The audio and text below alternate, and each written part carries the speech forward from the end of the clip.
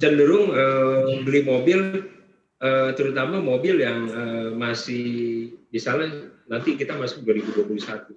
Mobil di 2020 itu kan masih ada di dealer kan. Nah itu biasanya diskonnya besar. Nah itu biasanya itu diburu sama rata-rata konsumen. Gitu. Jadi tapi periodenya sih antara Januari dan Maret ya. Oke ya, berarti Gitu. akan ada Diskonnya banyak diskon tuh biasanya ya Pak. lebih besar. Iya. Di bulan Januari sampai Maret nanti. Jadi pas banget ya tema kita kali ini, tahun baru berburu mobil baru. Nah kalau bicara mobil baru ini kan sekarang ada banyak, mobilnya bisa baru atau bekas ya, yang penting kita beli mobilnya. Nah kalau jenisnya sendiri kan ada banyak banget nih sekarang Pak, tapi kalau yang ramah di kantong itu biasanya yang jenisnya seperti apa sih Pak? Ya, jadi sebenarnya kalau kita bicara ramah di kantong mungkin orang yang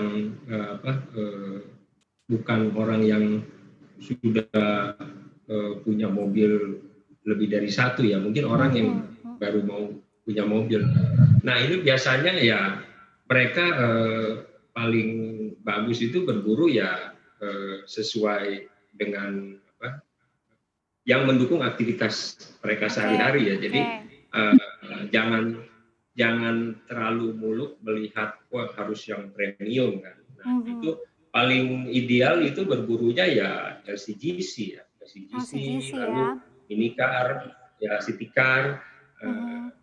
Dan kalaupun memang ada kebutuhan keluarga gitu yang perlu lebih besar mobilnya, tapi juga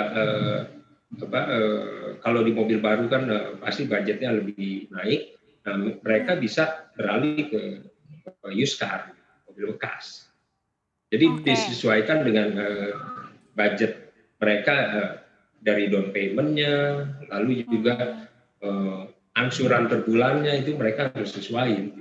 Nggak hanya melihat tipe mobilnya, karena kalau hanya melihat tipe mobilnya siapapun pasti suka sama mobil yang lebih bagus, lebih baru ya. Tapi juga kan kalau ini dikaitkan dengan pembiayaan pasti harus diperhitungkan sepanjang tenor itu jangan sampai membebani kehidupan mereka kan di sepanjang tenor itu.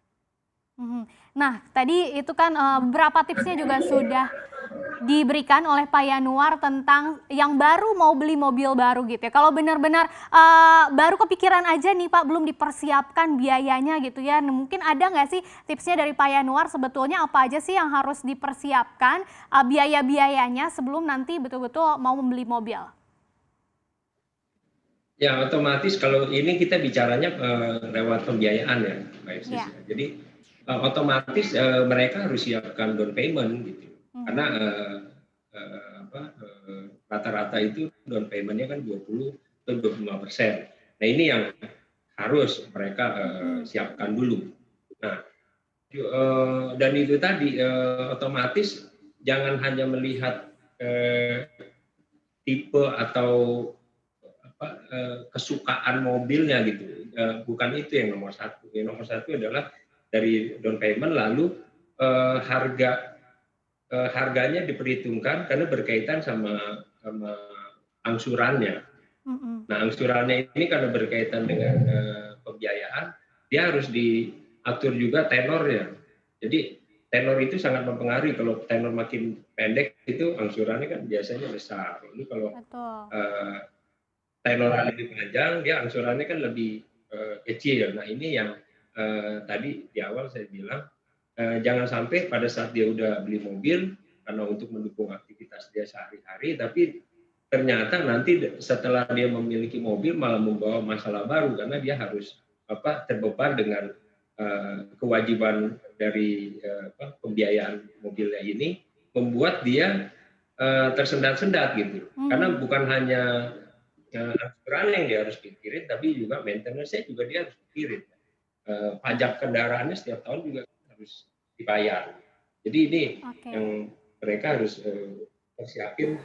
Jangan lupa untuk menginstal aplikasi CNBC Indonesia yang tersedia di App Store dan Play Store untuk terus mengikuti perkembangan berita ekonomi dan bisnis terkini.